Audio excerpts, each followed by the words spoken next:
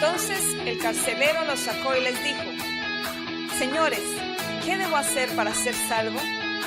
Ellos le dijeron: Cree en el Señor Jesucristo y serás salvo tú y toda tu casa. Y le hablaron la palabra del Señor a él y a todos los que estaban en su casa. Este es el pastor Alan Rodríguez de la iglesia Fuente de Vida en Ciudad Colón, San José, Costa Rica. Esperamos que seas bendecido por esta palabra.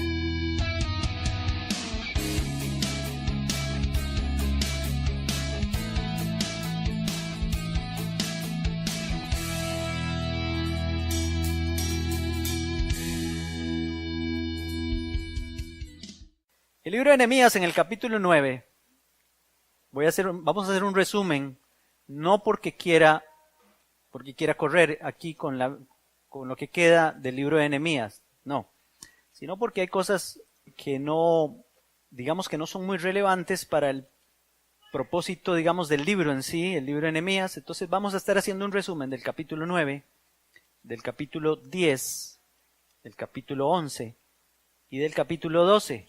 Vamos a dejar solo el capítulo 13 para de hoy en 8, si Dios lo permite, y con ese capítulo 13 terminamos. Y quiero explicarles de qué se trata cada uno de estos capítulos. El capítulo 9, vamos a leer unos versículos para que ustedes vean cómo es que empieza. Dice capítulo 9, versículo 1. El día 24 del mismo mes, se reunieron los hijos de Israel para ayunar, vestidos de ropas ásperas y cubiertos de polvo. Esa era una costumbre judía de arrepentimiento. Se echaban polvo sobre su cabeza y se vestían con ropas ásperas. De duelo también, una costumbre de duelo.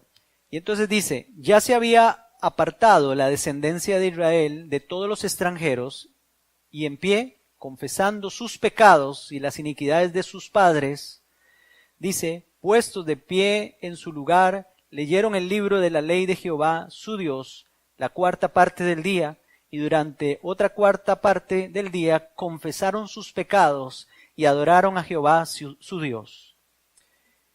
Jesúa, Bani, Cadmiel, Sebanías, Buni, Serebías, Bani, Kenani, subieron luego al estrado de los levitas y clamaron en voz alta a Jehová, su Dios. Y esto es lo que dijeron los levitas: Jesúa, Cadmiel, Bani, Hasabnías, Serebías, Jodías, Sebanías y Petaías.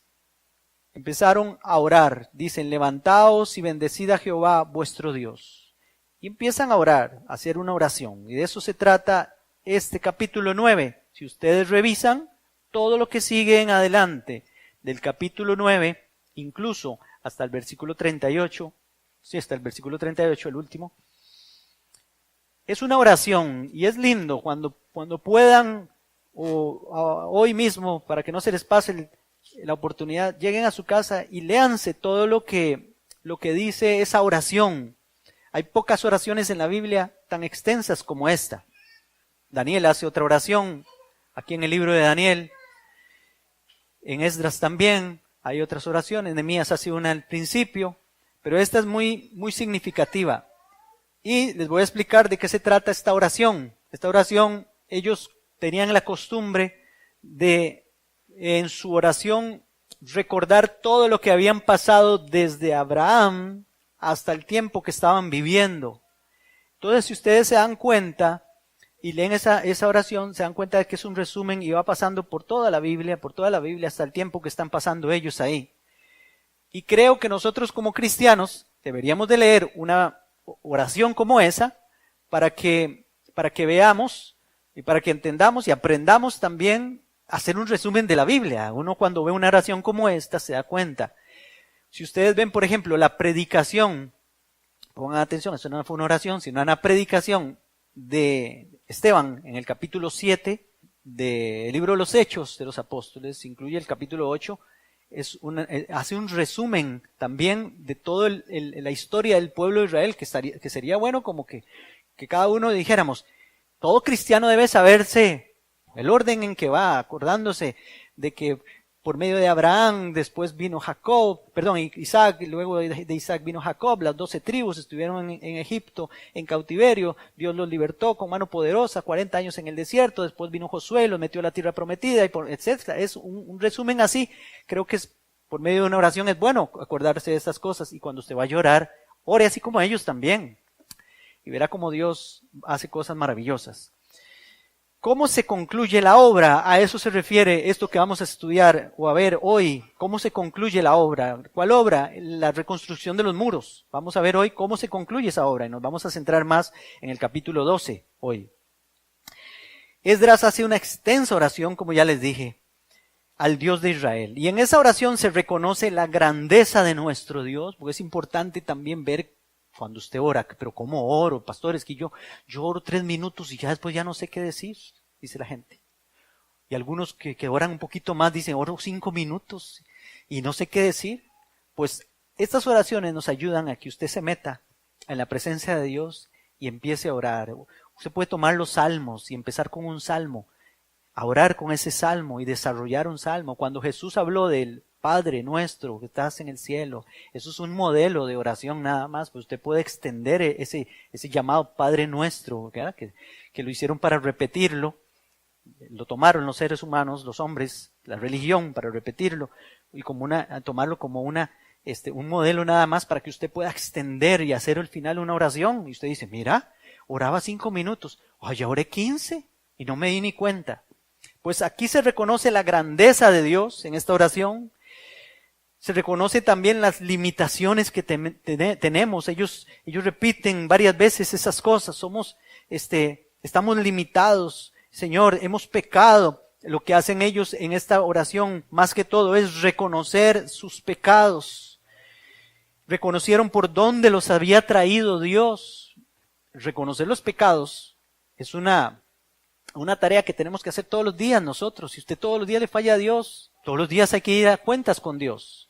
No es que usted va a perder la salvación porque falló un día. No es eso.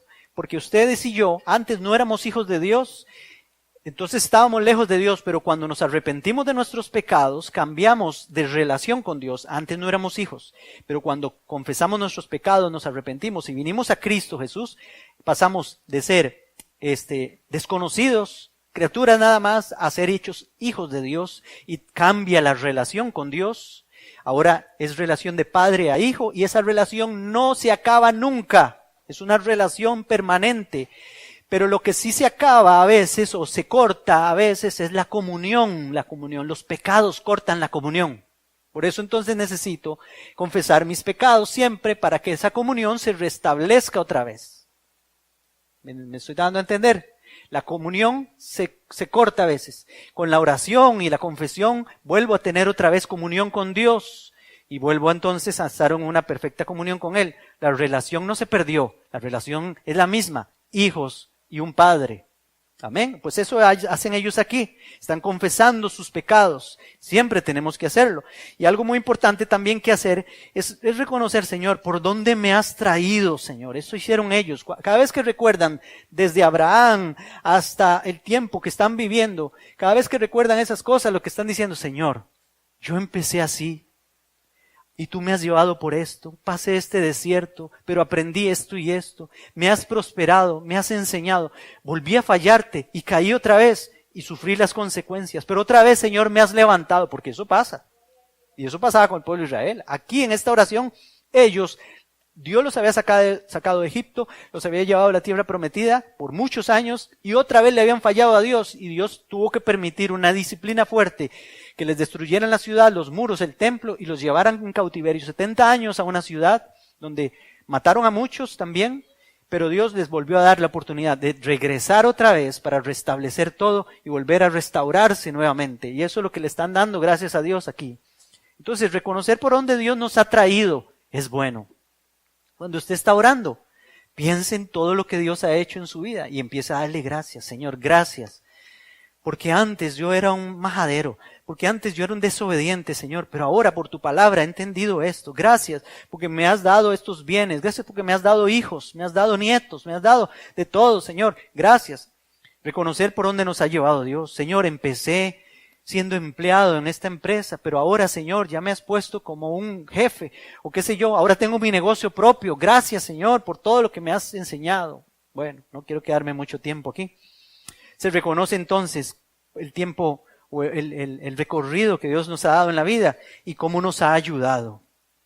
Amén. Ese es el capítulo 9.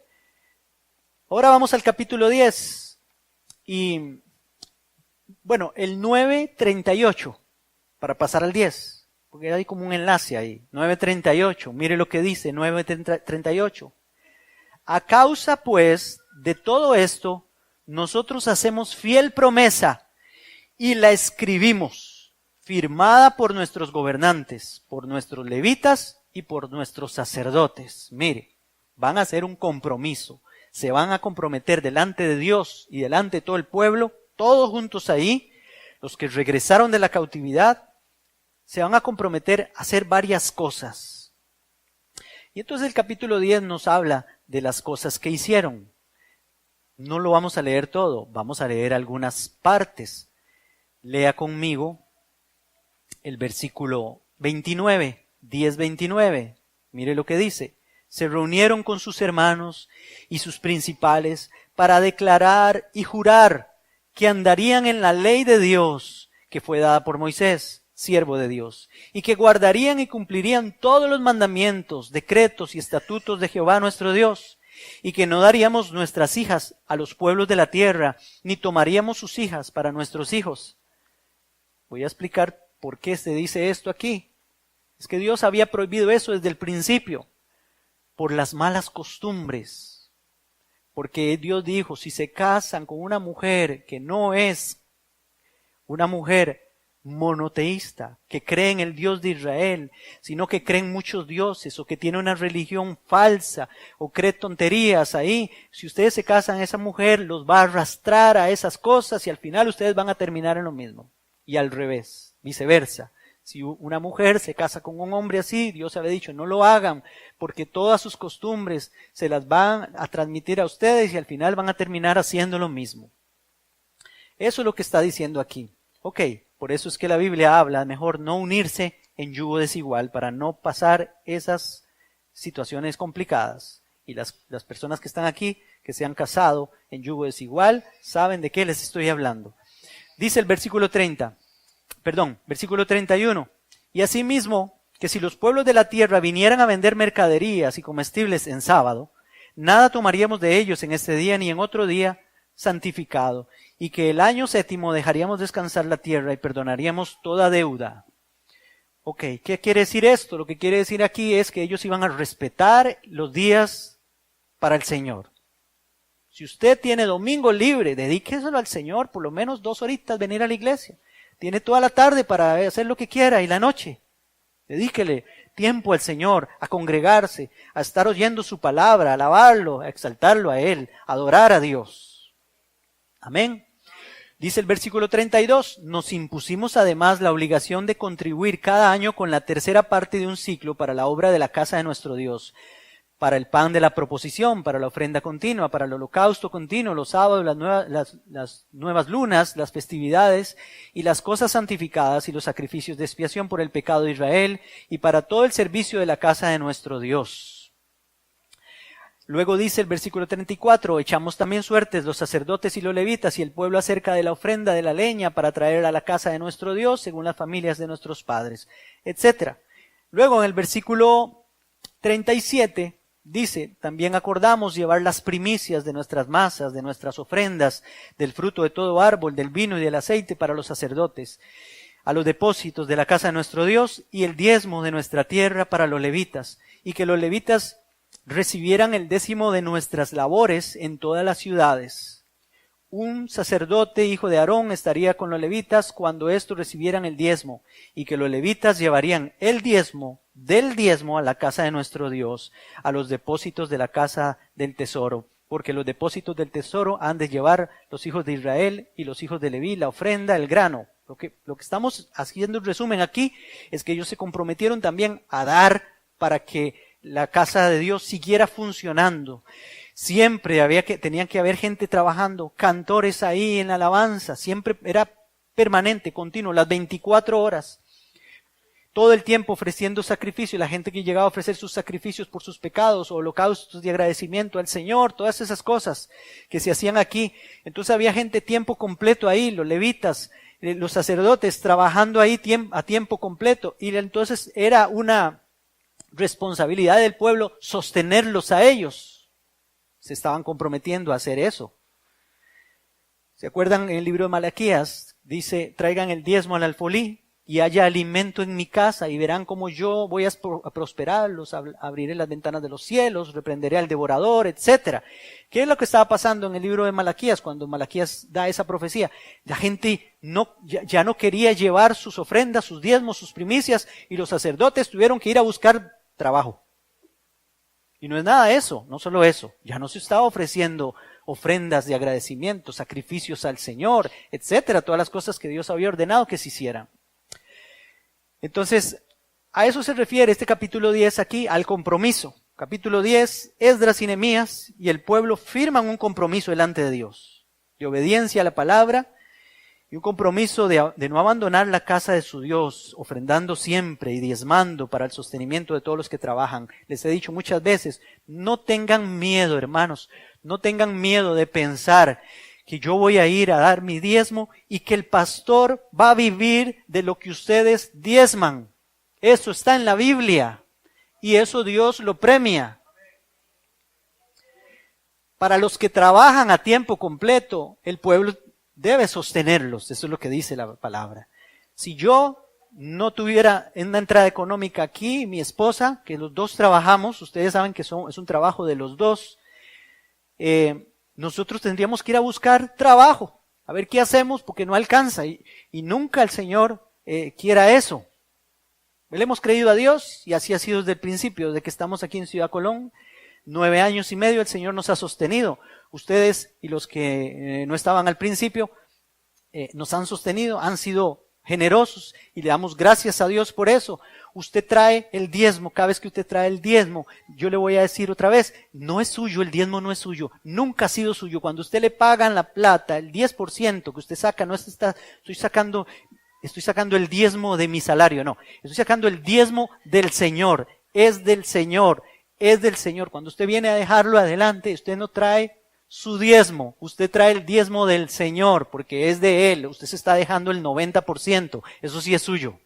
Haga con ese 90% lo que quiera, mientras sea bueno, mientras sea bueno. Pero lo otro es de Dios, es del Señor. Tenga libertad entonces para pensar que usted está haciendo algo para Dios. Está honrando al Señor cuando usted trae su diezmo, pero claro, nosotros no agarramos el diezmo de la iglesia y todo el diezmo para nosotros. No. Hay un montón de cosas más, como se describe ahí también. Había que traer la leña, había que comprar aceite, había que comprar un montón de cosas. Aquí hay que pagar alquiler, aquí hay que pagar la luz, aquí hay que pagar el agua, aquí hay que dar ayudas especiales, aquí, comprar equipo, comprar utensilios, comprar cosas. Pero no importa. Si hay, lo hacemos, administrando bien. Los diezmos no son del pastor, los diezmos los administra el pastor de la iglesia. No es una tesorera ni un tesorero que administran los diezmos. Ellos no son los pastores, ellos son los líderes. Pero nada más les digo esto para que ustedes tengan paz en su corazón y quiten todo prejuicio y sepan de que están haciendo la obra del Señor cuando sostienen a los que están a tiempo completo ministrando. Si algún día, espero que sea pronto y que sigamos creciendo, vamos a necesitar tal vez otra pareja pastoral que esté trabajando en la iglesia, vamos a tener que sostenerlos. Yo quisiera que fuera ya para poder hacerlo, quizás una pareja para que atienda matrimonios, una pareja de pastores de jóvenes, que ya los tenemos, que puedan atender la gran cantidad de jóvenes que van a venir a la iglesia, para que los pastoreen, amén, etcétera. Necesitamos también, como en otros lugares, por lo menos un ministro de música, el director de alabanza, que sea, porque hay bastante trabajo también con el asunto de la alabanza. Bueno, Cuando hayan entonces ya más actividades por semana, etcétera, necesitamos ministros de alabanza que estén trabajando, necesitamos sostenerlos, o por lo menos darles una ayuda para que dediquen más tiempo, tal vez no tiempo completo, medio tiempo a la obra del Señor y medio tiempo a su trabajo, etcétera. Bueno, ese es el capítulo 10. ¿Qué les parece? Amén. Léaselo todo completo, usted en su casa, con toda paz. Bueno, el capítulo 11. En el capítulo 11 se menciona o se habla de las personas que se fueron a habitar a la ciudad de Jerusalén. Antes casi nadie vivía en Jerusalén en esta época, en este tiempo, porque no había murallas y además todo estaba en escombros. Solo estaba el templo, lo habían reconstruido ya. Pero la ciudad, que había estado antes rodeada de murallas, ya no estaba rodeada de murallas, entonces los que vivían en las afueras de Jerusalén. Entonces ahora Nehemías construye con todo el pueblo las murallas de Jerusalén. Ahora necesitamos gente que se venga a vivir a la ciudad. Y de eso se trata este capítulo 11, de todos aquellos que se ofrecieron voluntariamente para irse a vivir a la ciudad. Yo me imagino que también había cierto temor en algunos de irse a vivir a la ciudad, porque cuando el enemigo llegaba, lo que llegaba era destruir todo lo que había ahí. Puede ser de que algunos, pero muchos se ofrecieron ahí. Véalo en el capítulo 11, en el versículo 20. El resto de Israel, de los sacerdotes, 11:20, y de los levitas vivían en todas las ciudades de Judá, cada uno en su heredad. Los sirvientes del templo habitaban en Ofel, en Sia, Gispa o Gispa, tenían autoridad sobre los sirvientes del templo, etc. Un buen número se ofreció a habitar en Jerusalén voluntariamente. Pero como queremos centrarnos más en el capítulo 12, vamos a hacerlo. Vamos a pasar ahora al capítulo 12. En el capítulo 12, en el versículo 8, dice, 12:8, los levitas, Jesúa, Binui, Cadmiel, Serebías, Judá y Matanías, que con sus hermanos oficiaba en los cantos de alabanza, y Bacbuquías y Uni, sus hermanos, cada cual en su ministerio.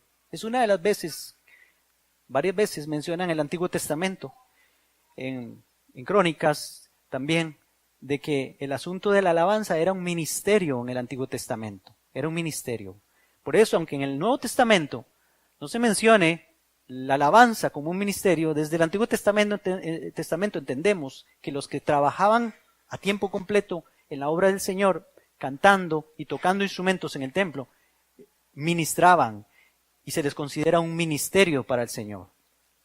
Entonces, también sepan que los que ministran en la alabanza es un ministerio de parte de Dios. Amén.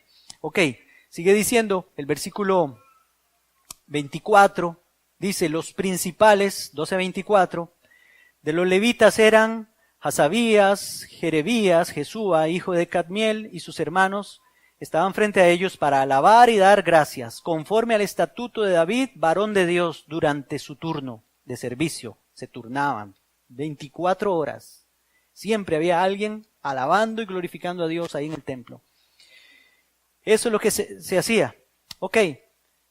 Ahora, en el versículo 27, sí vamos a leerlo de ahí en adelante. Y entro en un pequeñito resumen. Para la dedicación del muro, y aquí aparece la dedicación del muro, de Jerusalén buscaron a los levitas de todos los lugares donde vivían y los llevaron a Jerusalén para hacer la dedicación y la fiesta con alabanza y con cánticos, con címbalos, salterios y cítaras. Los hijos de los cantores acudieron, tanto de la región alrededor de Jerusalén como de las aldeas de los netofatitas, también de la casa de Gilgal y de los campos de Geba y de Asmavet, porque los cantores se habían edificado aldeas alrededor de Jerusalén. Los sacerdotes y los levitas se purificaron y luego purificaron al pueblo las puertas y el muro. Hice entonces subir a los gobernantes de Judá sobre el muro. Esos eran unos muros anchos. Tal vez cabían 2 carros de batalla ahí en esos muros. 4 metros de ancho, una cosa así, 5 metros. Los hice subir sobre los muros y organicé 2 grandes coros que fueron en procesión sobre los muros. El primero a la derecha, sobre el muro, marchaba hacia la puerta del muladar. Recuerden que digamos que es un círculo, aunque no es un círculo, es muy imperfecto. Empezando por el templo, empieza el muro, y entonces él se hizo un coro de un lado y otro coro de otro lado. Los dos coros se van a juntar al final en el templo. Una procesión por este lado cantando y alabando al Señor, y otra procesión por otro lado cantando y alabando al Señor. Mire lo que dice el 33. Detrás de ellos iban Osaías con la mitad de los gobernantes de Judá, Azarías, Esdras, Mesulam, Judá y Benjamín, Semaías y Jeremías, todos los hijos de los sacerdotes, iban con trompetas. Zacarías, hijo de Jonatán, hijo de Semaías, hijo de Matanías, etcétera. Sigue diciendo el 36 al final, quienes iban con los instrumentos musicales de David, varón de Dios, y el escriba Esdras marchaba delante de ellos. Vea qué lindo, porque aquí menciona la palabra de Dios, la música, y al escriba Esdras, que era el intérprete de la ley, la palabra de Dios, iba con ellos también. Alabanza y palabra, y ahorita vamos a hablar de eso.